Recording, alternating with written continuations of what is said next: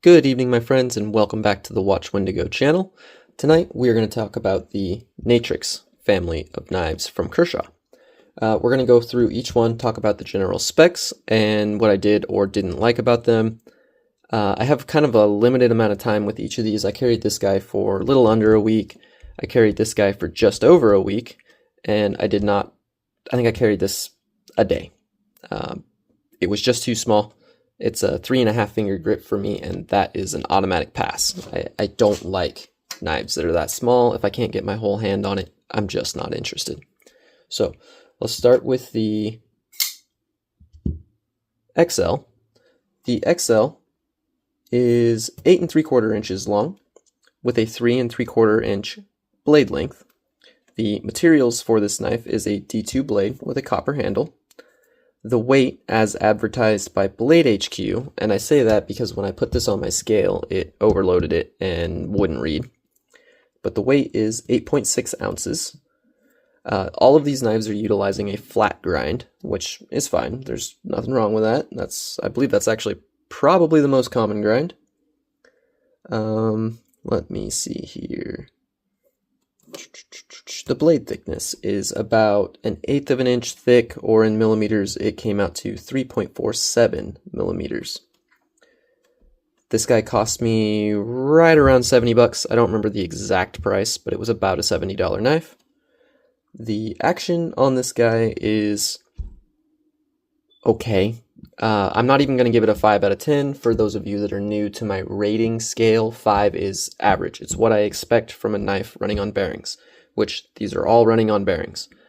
I gave it a 4 out of 10. It just wasn't that great. For example, let me show you. This is one of my major complaints with this particular knife. When you go to disengage, okay, so there it's disengaged.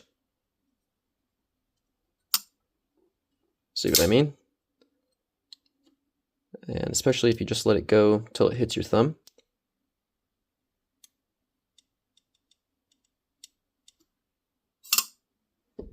I would almost call it double clutch, and you can feel a definite. What it is it's the detent ball hitting the lock face before it rides up on to the lock face or the lock bar. And that really turned me off while using it, because it made closing the knife basically a 2-step process. It could still be done with one hand, especially if I went like that and it flicked hard, but I don't like to do that. I didn't like that. It wasn't enjoyable. Let's talk about the detent for just a second. The detent on this guy is also just okay. I would say slightly below average, not properly tuned for the deployment method. That's putting quite a bit of force and very deliberately light switching. If you try to push button it, yeah, not gonna happen. So I didn't really care for that. In the hand, it actually feels pretty good. I can't complain about that. The jimping is okay. I would like it to be slightly more aggressive, and you all already know that I'm going to say I wish there was more jimping up here, because I say that about almost everything. I have kind of long fingers or long thumbs, and I want to see jimping further on the spine. So that just is what it is. They all came in reasonably sharp, about what you would expect from a Chinese OEM'd Kershaw. I mean, they would cut, they would slice paper. I mean, see, that's really not bad. I just recently received a birthday present of a far, astronomically more expensive knife, and it didn't cut that well. So I'm honestly going to give the factory edge on these budget Kershaws a pass. They're okay. Let's go ahead and talk about one other thing that bothered me about this particular one. It's not that bad, but that's detent lash. So, that's obviously not good. It's not desirable. It might look like it because I was kind of being kind of exaggerating there a little bit, but I'm really not pulling very hard, and that is moving a reasonable amount. So, boo, I'm not a fan of that. So, I think these knives all turned out beautifully after a shipwreck patina was applied to them. They look great, they look phenomenal, but these are, well, I'm going to kind of spoil this a little bit. These are going to be display pieces for me. These are not really knives that I'm going to carry and use. They're just conversation pieces because I think they're very pretty after being shipwrecked. Okay, moving on. Moving down one to the standard size. This is probably the only one of the three that I would even consider carrying, and that is why I carried it the most. It feels pretty good in the hand. I can get all 4 fingers on it, just barely, but I can do it. The jimping is okay, just like the other one, but again, I want to see jimping further up. That's where I want it. Okay, we're going to go over to the specs for this one. The specs for the standard size, it is a 7.5-inch knife with a 3.35-inch blade and a 3.25-inch cutting edge. The weight of this guy, all of these are heavy for size, simply because they're using copper handles. The weight is 5.05 ounces. The detent on that is actually tuned pretty good. That is a flipper tab that works just fine. It comes out with some authority. I'm not unhappy with that at all. Let's talk about the action when I'm not on the subframe lock. Little tiny bit stiff, but again, I didn't carry it that much. I bet it could break in further and it would be completely fall shit. So I gave the detent a 6 out of 10. I gave the action a 5 out of 10.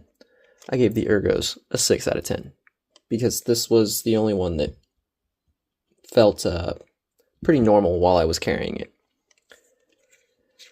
They are all running on subframe locks, which I generally don't have a problem with, but with all 3 of these, I found myself on the lock bar pretty frequently, and if you are on it, you cannot deploy the knife. So keep that in mind.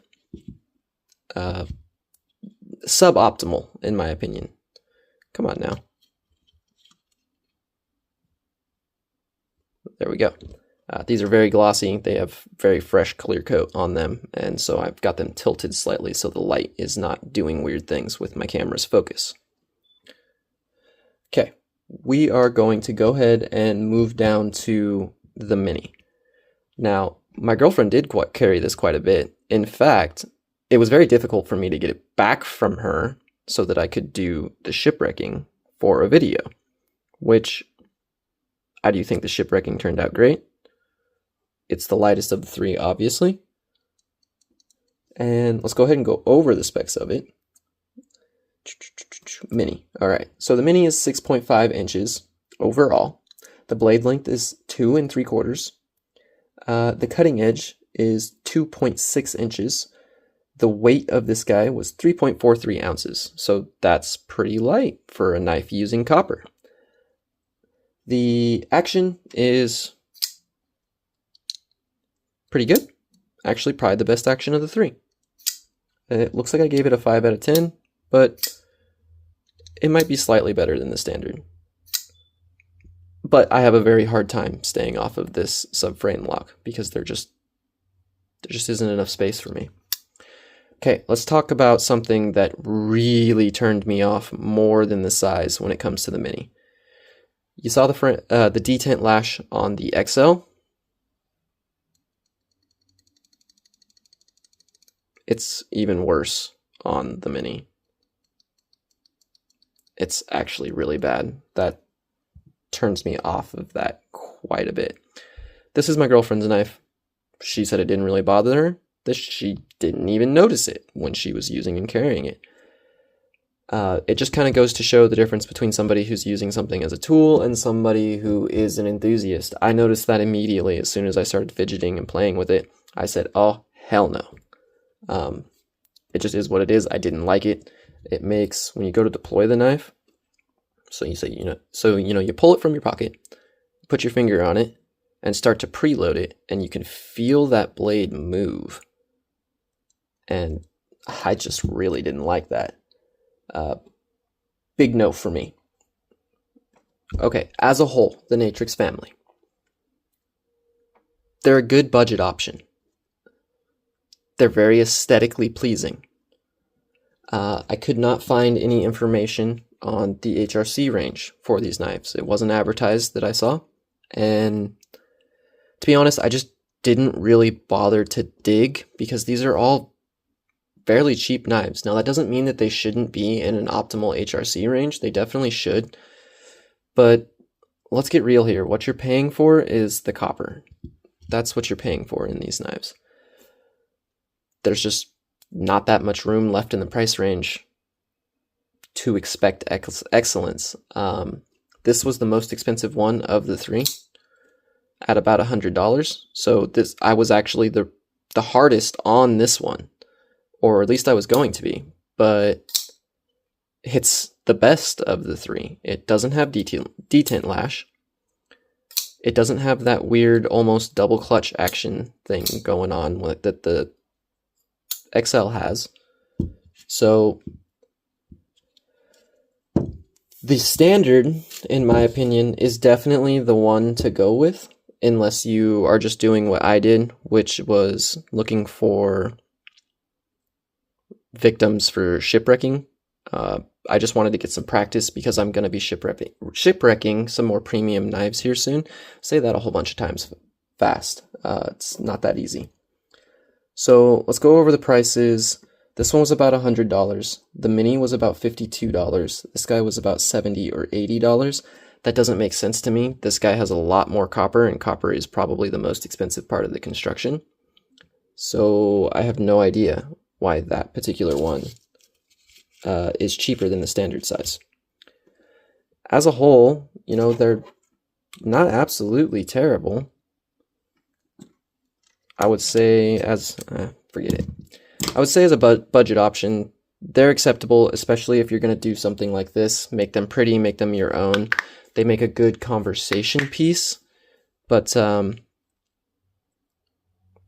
yeah, I'm not going to necessarily give them all a recommendation as in, you know, hey, yeah, I would recommend that you guys go out and pick these up, unless you have some kind of ulterior reason why you're picking them up, like I did to shipwreck them.